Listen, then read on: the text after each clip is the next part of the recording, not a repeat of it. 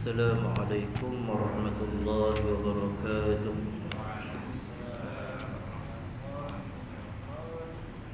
أعوذ بالله السميع العليم من الشيطان الرجيم. بسم الله الرحمن الرحيم. الحمد لله الذي هدانا لهذا وما كنا لنهتدي لولا أن هدانا الله، ونصلي ونسلم على رسول الله لا نبي بعده، سيدنا وحبيبنا وشفيعنا محمد بن عبد الله النبي الأمي وعلى آله وصحبه ومن تبعه ووالاه. قال رب اشرح لي صدري ويسر لي أمري واحلل عقدة من لساني يفقه قولي. سبحانك لا علم لنا إلا ما علمتنا إنك أنت العليم الحكيم، ولا حول ولا قوة إلا بالله العلي العظيم. اللهم آت نفوسنا تقواها وزكها أنت خير من زكاها أنت وليها مولاها. اللهم افتح علينا حكمتك وانشر علينا من خزائن رحمتك يا أرحم الراحمين. رب زدنا علما وارزقنا منك فهما. اللهم علمنا ما ينفعنا وانفعنا بما علمتنا وزدنا علما وعملا متقبلا ورزقا حلالا طيبا واسعا. اللهم أخرجنا من ظلمات الجهل وأكرمنا بمعرفة العلم وأحسن أخلاقنا بالحلم، آمين يا رب العالمين. قال الله تعالى في كتابه الكريم بعد أن أقول أعوذ بالله من الشيطان الرجيم: وإذا قرأت القرآن جعلنا بينك وبين الذين لا يؤمنون بالآخرة حجابا مستورا.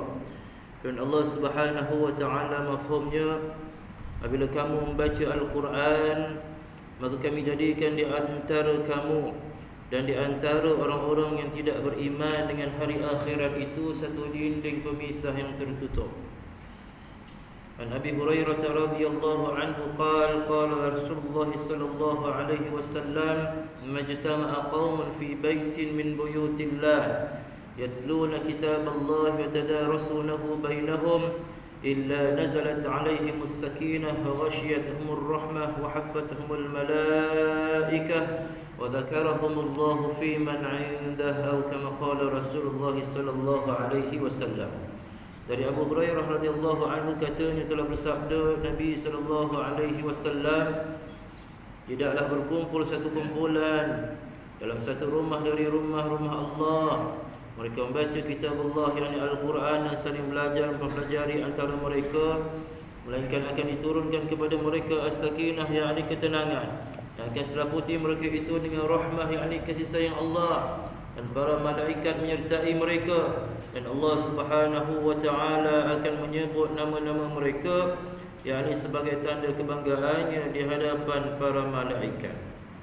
Alhamdulillah, sama-sama kita mulakan dengan Ummul Furqan dan solawat tafrijiyah. Mudah-mudahan Allah SWT merahmati kita semua, memberkati majlis ini, dan semoga Allah suci rahmat dan maghfirahnya kepada ibu-ibu dan bapa-bapa kita, guru-guru kita, khususnya guru kami Syekh bin Azim bin Syah bin Sultan rahimahullah, dan sahabat-sahabat kita yang sering bersama kita semasa hayat mereka, yang sekarang ini dijemput awal oleh Allah Subhanahu wa taala, yang dahulunya mereka sering mengimarahkan khususnya surau ini dan majlis-majlis ilmu seperti halaqah Al-Quran pada malam ini. Dan tuan-tuan pasang hajat masing-masing, moga-moga Allah Subhanahu wa taala memberi keberkatan kepada kemerdekaan negara kita yang kita sambut pada malam ini. Tapi taklah sepatutnya kita sambut dengan sambutan yang mendatangkan kemurkaan Allah Subhanahu wa taala. Semoga Allah Subhanahu wa taala kekalkan kemerdekaan dan memudahkan untuk kita menunjukkan ketaatan kita kepada Allah Subhanahu wa taala. Al-Fatihah. أعوذ بالله من الشيطان الرجيم. بسم الله الرحمن الرحيم. الحمد لله رب العالمين. الرحمن الرحيم. مالك يوم الدين. إياك نعبد وإياك نستعين. اهدنا الصراط المستقيم. صراط الذين أنعمت عليهم غير المغضوب عليهم ولا الضالين. آمين.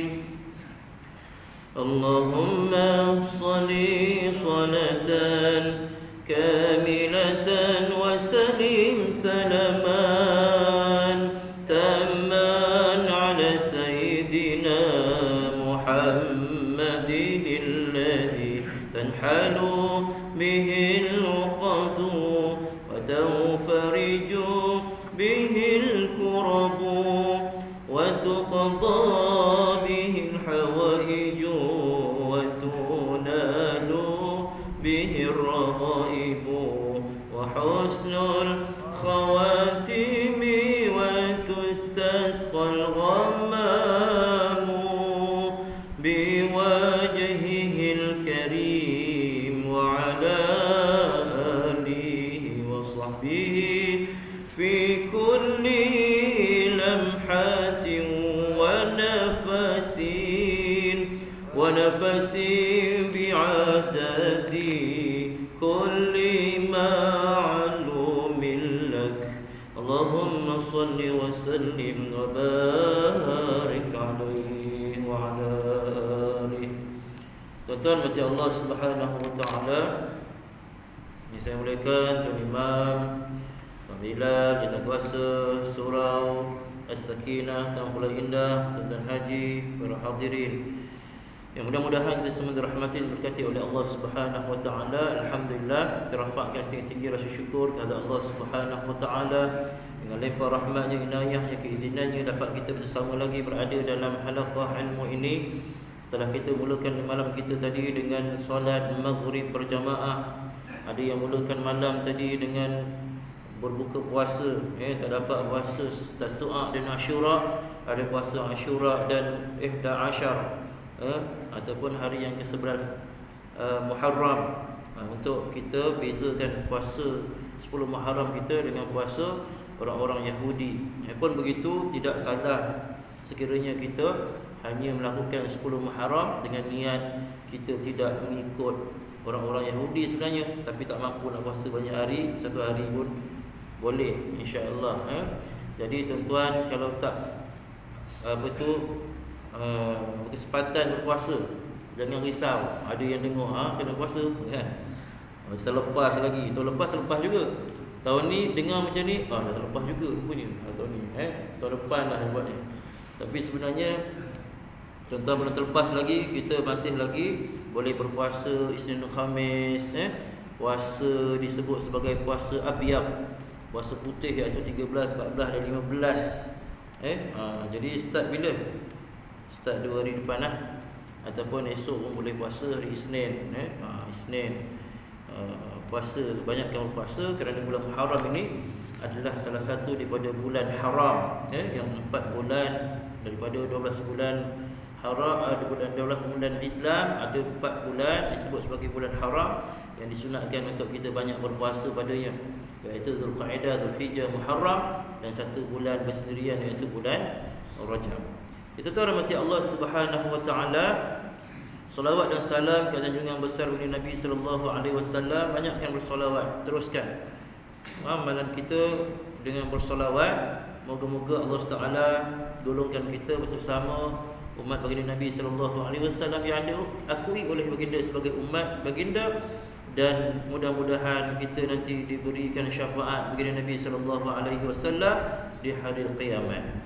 Tuan-tuan mati Allah Subhanahu wa taala, Pada kali yang lepas kita telah lihat ayat Allah Subhanahu wa taala sehingga ayat yang ke-17 dalam suratul Fajri, yang mana kita telah lihat bahawa Allah Subhanahu wa taala menempelak orang-orang yang mendakwa bahawa mereka itu dimuliakan oleh Allah SWT apabila Allah berikan mereka nikmat. Bila mana Allah SWT berikan ujian, menyempitkan rezeki mereka, mereka kata Allah menghina mereka. Inilah mereka orang-orang yang kafir, yang khusus sebenarnya ditujukan kepada orang-orang kafir Quraisy, yang kebanyakan mereka itu berperangai sedemikian, beranggapan sedemikian kepada Tuhan mereka.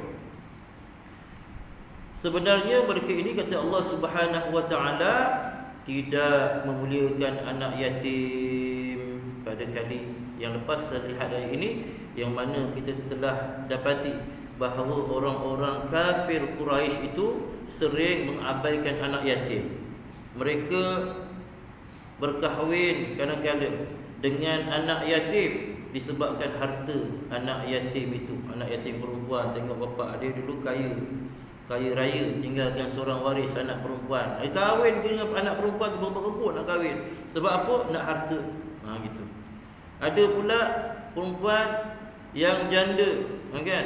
Janda yang mana kaya raya suami dahulu, maka dia pun kahwin dengan janda itu bila mana suami kepada perempuan ini tadi meninggal dunia. Kenapa? Sebab nak harta. Maka dengan itu dia pun membela anak yatim, anak kesian antara perempuan dan bekas suami tadi, arwah suami tadi tu. Maknanya apa? Automatically dia akan jaga anak yatim, tapi dia mensisihkan anak yatim di bawah jagaannya. Ini biasa berlaku pada zaman jahiliah. Sebab itu Allah menempelak pada ayat ke-17 ini orang-orang Quraisy, la bal la tukrimunal yatim. Sampai situ kita lihat pada kali lepas, dan kita ketahui bahawa Nabi SAW amat mengasihi anak yatim. Sedang Nabi SAW sendiri adalah anak yatim semasa kecilnya. Tuan-tuan mati Allah Subhanahu wa taala. Kita lihat pula ayat seterusnya, ayat yang ke-18. Kita mulakan dengan ta'awudz dan basmalah. A'udzu billahi minasy syaithanir rajim. Sila.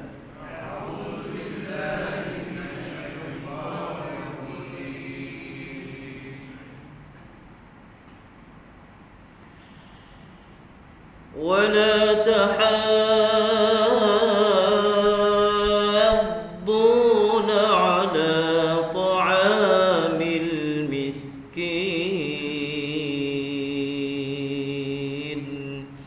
Baik, satu persatu kita lihat. Wala lam al-asli tahaddu, mad lazim kalimi mutsaqqal. Macam dah baca, tapi tak apalah, kalau dah baca pun kita ulang kaji balik. Yang mana kita kena baca mad lazim kalimi mutsaqqal ini, yang mana mad asli jumpa selain daripada hamzah. Mad asli ha tu asalnya mad asli, jumpa selain daripada hamzah yang bersabdu pula huruf itu dalam satu perkataan, maka namanya mad lazim, mesti baca dengan 6 harakat. Kalimi berlaku pada satu perkataan, dalam satu perkataan. Mutsaqqal yang mana bacaannya berat sedikit sebab ada sabdu. Haddu, terus sabdukan huruf dad, hujung lidah sentuh belakang geraham kiri. Hadd, automatik bibir kita belok ke kanan. Hadduna,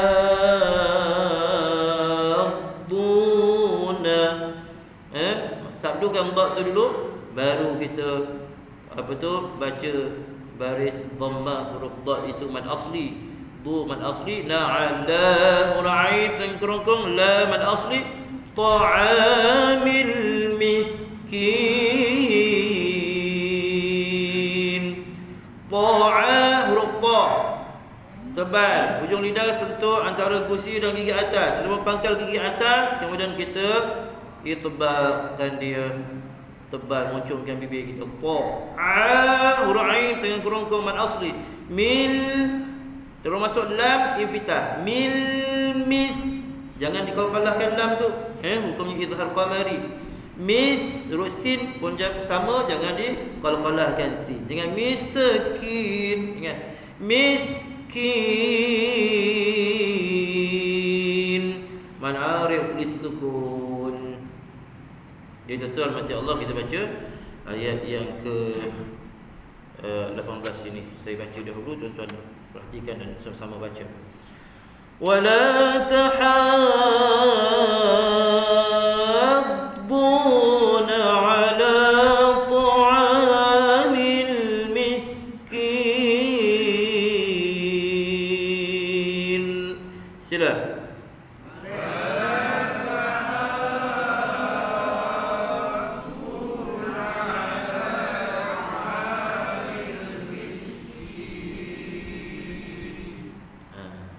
Alhamdulillah, barakallahu fikum. Wala tahadduna, dan mereka tadi balla tukrimun al-yatim, mereka itu juga tidak tahadduna, tidak saling menggalakkan ala ta'amil miskin, untuk memberi makan kepada orang miskin. Jadi ayat ini dalam tafsir Al-Munir, Syekh Abah Zuhaili satukan, rangkumkan ayat ke-17 dan 18 itu. Allah menempelak manusia mengeluarkan perkataan dalam dua keadaan, yang mana yang disebut sebelum itu fa ammal insan, yang menyebut bahawa mereka ini mengeluarkan perkataan dalam dua keadaan. Apa perkataan mereka? Rabbi akraman, yang kedua Rabbi ahanan. Mereka inilah juga Allah menempelak bahawa mereka itu tidak memuliakan anak yatim. Yang keduanya, mereka tidak saling menggalakkan atas memberi makan kepada orang miskin. Tuan-tuan mati Allah Subhanahu wa taala, di sini Syekh Ahmad Suhaimi sebut kalian tidak mendorong satu sama lain untuk bersikap prihatin terhadap orang-orang fakir. Orang-orang fakir kita kena ambil perhatian, kena ambil perhatian, utamanya institusi yang sepatutnya mengambil perhatian. Secara individu pun kita kena juga, lebih-lebih lagi institusi seperti masjid dan surau, mesti ada senarai nama orang-orang fakir miskin untuk diberi bantuan dan sebagainya. Tuan-tuan mati Allah Subhanahu wa taala, kita terus lihat ayat seterusnya, ayat yang ke-19. Wa ta'kuluna at-turatha aklan lamma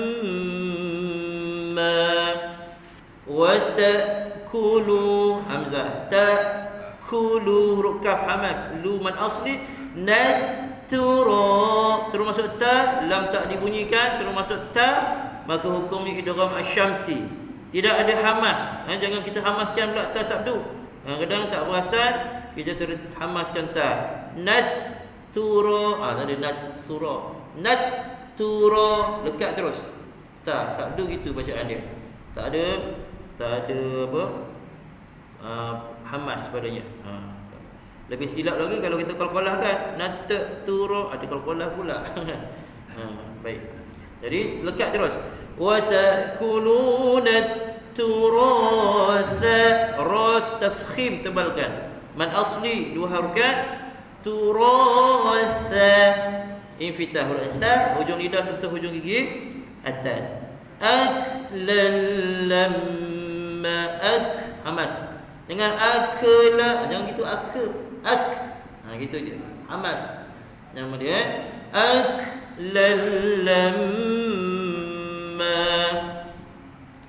fahassahu sahsun sakata, 10 huruf hamas. Fahassahu sahsun sakata. Jadi huruf kaf salah satu daripada huruf hamas. Tanwin bentuk sengit lal. Tanwin sengit macam ni, maknanya tak boleh baca nun pada tanwin. Lal tak boleh baca gitu. Terus masuk bunyi nun itu, hilangkan nun itu, terus masuk dalam lam, idgham bila gunnah. Masuk lam sana tak dengung. Lal. Lalla, terus balas. Lam mim sa'du wajibul gunnah pula kena dengung pula. Huruf Yang kena dengung ketika bersabdu hanya 2 huruf, iaitu mim dan apa? Nun. Mim dan nun, wajibul gunnah hukum dia. Jadi dengunglah. Lamma. Yang tadi lam sa'du tak dengung. Mim sa'du baru dengung. Jangan terbabas pula mim sa'du tu, jangan tak dengung pula. Kemudian ma, man'iwa, 2 harokat kita baca. Ma itu jangan lebih dari 2 harokat. Wa ta'kuluna at-turatha aklan lamma. Sila. Wa ta'kuluna at-turatha aklan lamma. Alhamdulillah, barakallahu fikum. Ayat yang keberapa ni? 19. Ayat yang ke 19. Sini disebut ayat ke 18. Wa ta'kuluna at-turatha, dan kamu semua sentiasa makan at-turath, harta pusaka, aklan lamma, dengan memakan harta pusaka itu dengan mencampur adukkan halal dan haram. Harta pusaka yang kepada anak yatim ataupun balu yang kamu biayai, yang kamu kahwini dan sebagainya, kamu campurkan. Harta kamu dengan harta mereka kamu campurkan supaya kamu boleh makan berlebih-lebihan daripada harta pusaka tersebut. Sesungguhnya kamu semua banyak memakan harta pusaka dan kamu mengumpulkannya dari segenap sumber, sama ada halal atau haram. Kamu juga sangat memuja harta. Kesimpulannya, kamu semua mementingkan dunia daripada akhirat. Semua sekali ini, apa yang disebutkan sebelum ini menunjukkan kamu itu, iaitulah orang kafir itu, sangat mementingkan dunia daripada akhirat. Sedangkan Allah Subhanahu wa ta'ala lebih suka kamu mengutamakan amalan akhirat dan meninggalkan sikap melampau dan berlebih-lebihan dalam mengejar kelazatan dunia. Wabtaghi fima ataka Allahu ad-daral akhirah wa la tansa nasibaka minad dunya. Boleh saja kita nak dapatkan dunia ni, tapi Allah kata wabtaghi fima ataka Allahu daral akhirah, rebutlah apa yang Allah sediakan untuk kamu, untuk habuan kamu di akhirat nanti. Tapi wala tansa nasibaka minad dunya, jangan lupa pula nasib kamu, bahagian kamu di dunia. Untuk kehidupan dunia jangan sampai melarat, tak tentu hala. Abang ni tak kerja ni, dunia semua tu. Apa tu, al-fulus fid dunya gitu kan. Tu Syekh apa, almarhum Ismail Qamus, al-fulus fid dunya wal manfus fil akhirah, dia kata. Ini kalau tengok isu sekarang ni, isu tanah, isu tanah di mana, di Pahang, ini kalau dengar almarhum ceramah tentang perkara tersebut, mesti disebut tu al-fulus fid dunya wal manfus fil akhirah.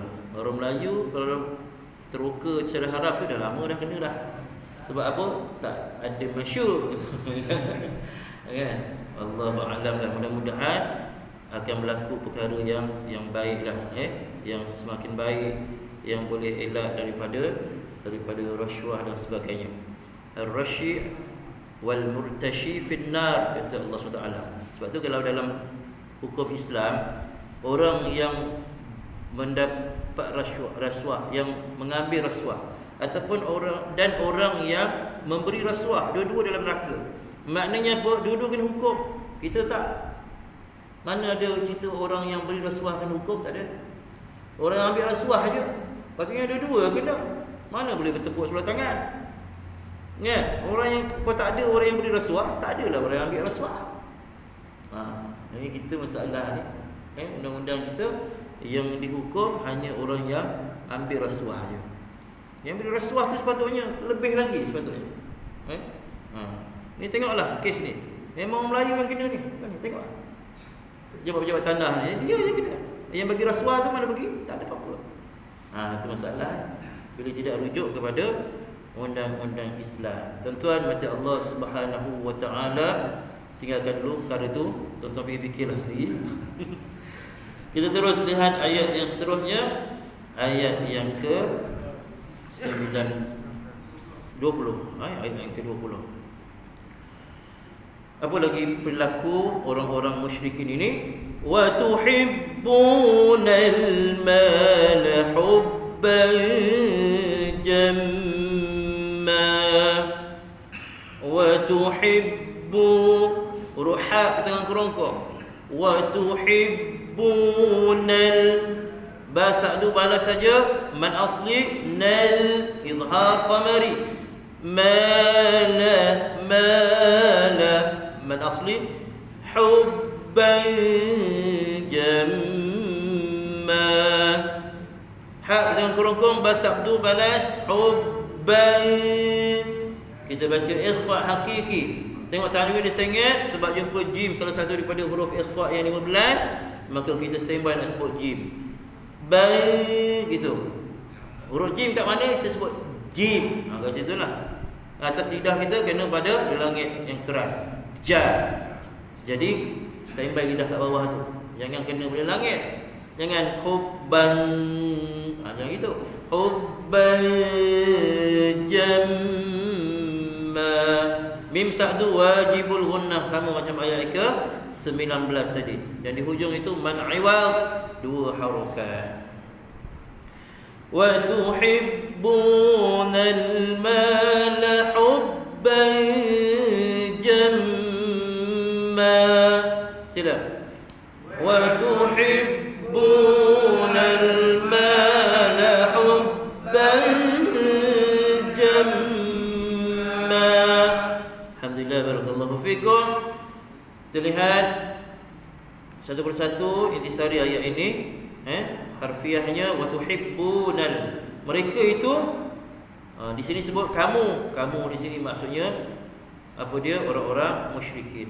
Nabi suruh sebut kepada mereka, sampaikan ayat ini kepada mereka.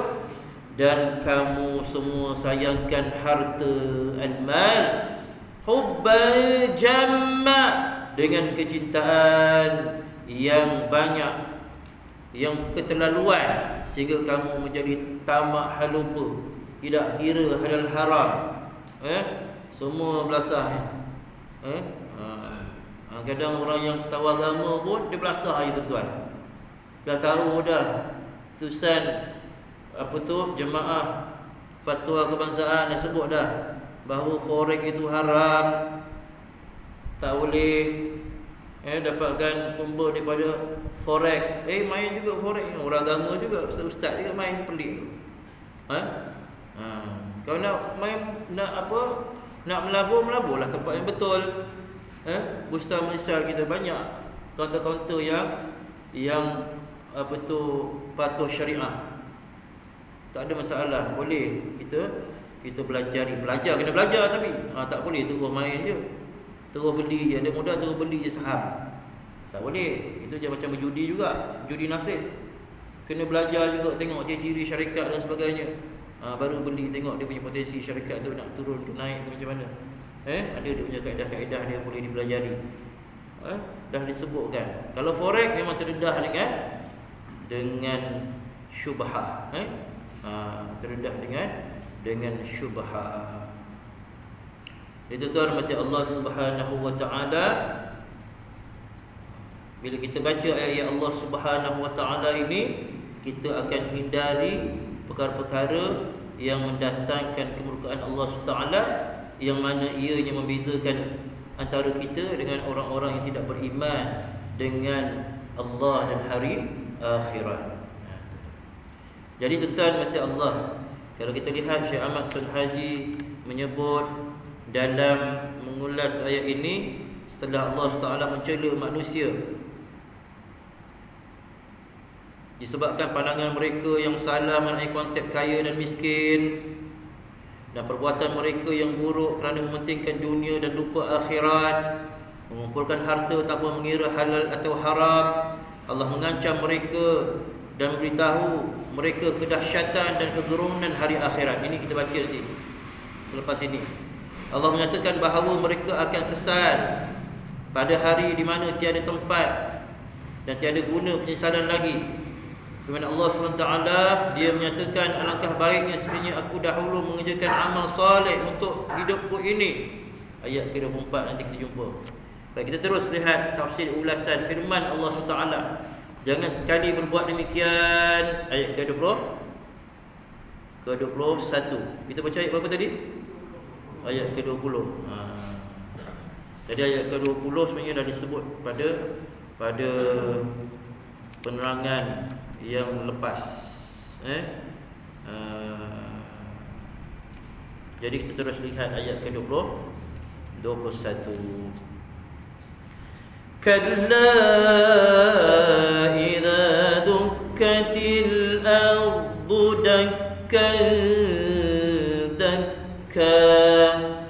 Baru masuk penerangan yang saya sebutkan tadi, baru masuk ayat ni. Baik, satu persatu kita lihat hukum tajwidnya. Kalla, lam satu balas je. Kemudian la man asli jumpa hamzah. Man asli jumpa hamzah dalam dua perkataan maka menjadi mad jaiz munfasil. Bagi bacaan Hafs dan Asim dari Syatibi kita baca 4 ataupun 5 harakat. Yang tadi pada ayat yang ke-18 tadi tahaddu, man asli juga tapi jumpa setelah daripada hamzah. Ini 6. Itu beza dia tuan. Man asli jumpa hamzah jadi dia jadi 4 ataupun 5 harakat. Tak kiralah mad apa. Macam-macam mad ada boleh masuk. Tapi kalau mad asli jumpa selain daripada hamzah, ada tanda panjang, jumpa huruf selain daripada huruf hamzah, maka dia jadi 6 harakat. Macam-macam hukum ada. Ya, sama ada disabdu ke tak ada sabdu ke. Kalau selain daripada hamzah 6 harakat. Kat mana saja kita jumpa. Baik, itu dia punya formula dia. Untuk mudah kita ingat walaupun kita tak faham. Walaupun kita tak hafal, faham mesti. Walaupun kita tak hafal, tak ingat istilah hukum tajwidnya. Tapi bila kita faham dia punya konsep dia, man asli jumpa hamzah 4 atau 5 harakat. Man asli jumpa selain daripada hamzah 6 harakat. Gitu. Baik. Di sini hukumnya mad jaiz munfasil. Kalla idza mad asli 2 harakat la dukkatil urdan dukkatil lam tanda sukun izhar qamari ardu alif pada atas ra tafkhim tebalkan jangan tebal, jangan jangan dukkatil ardu dakka hafudhal ujung lidah serta belakang geraham kiri, kanan lidah tutup antara kanan ke kiri, belakang gigi atas. Dakka huruf kaf satu balas saja, kemudian ikhfa hakiki tanwin yang sengit tu. Sebab jemput dal, standby nak sebut dal. Standby ni tak sama dengan jim tadi. Kalau jim tengah lidah kena pada langit, standby dekat situ. Ubay jamma naik ni dakka depan sikit bunyi dia lebih terbuka. Sebab standby lidah kita fokus bunyi dengung dia tu, bunyi ikhfa dia pada bawah makhraj huruf dal. Dakka kamat iwal sama macam ayat sebelum ni. Kalla idza dukkatil ardu dakkan dakka. Sila. Kalla idza dukkatil ardu dakkan dakka. Alhamdulillah.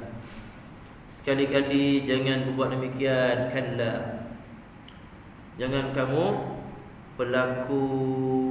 berlaku tidak baik kepada anak yatim. Jangan kamu tidak mengindahkan ataupun saling tidak menggalakkan untuk beri makan kepada fakir miskin.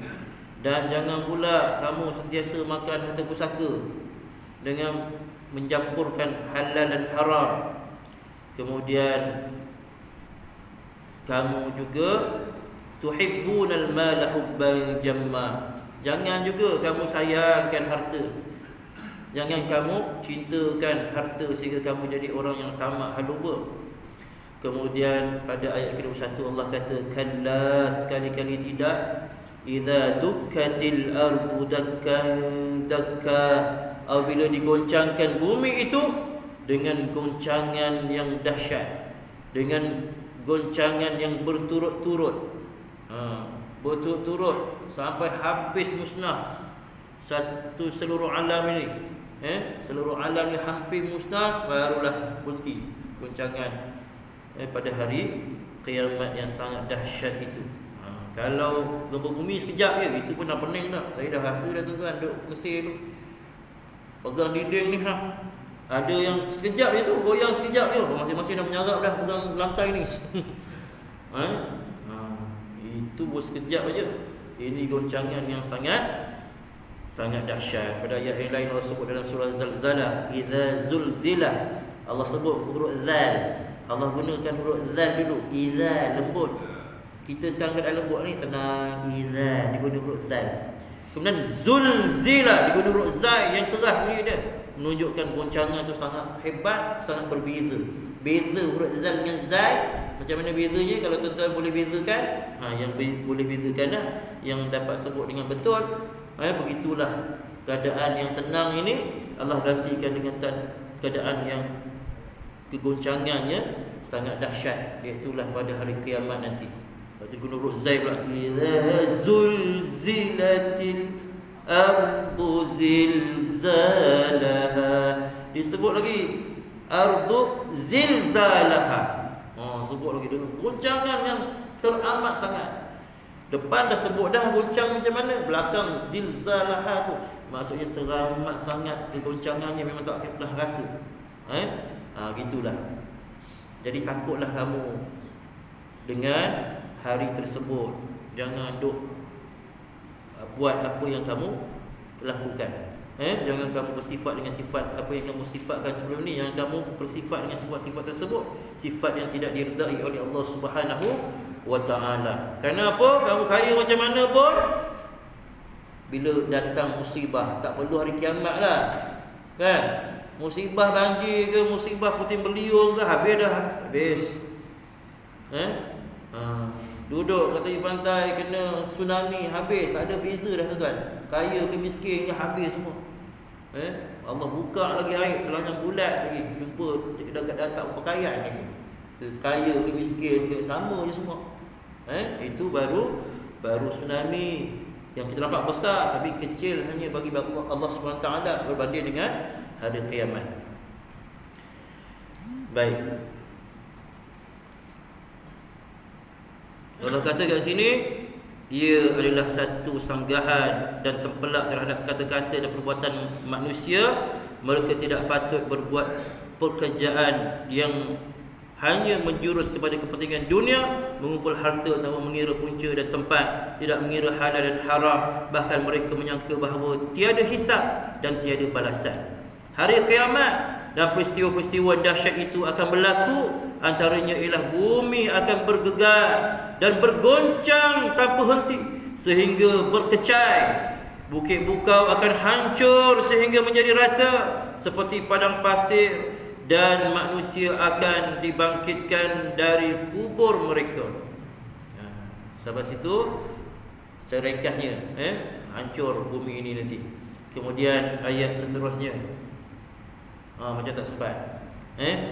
Jadi tuan-tuan mati Allah Subhanahu wa ta'ala, rasa cukup sekadar itu.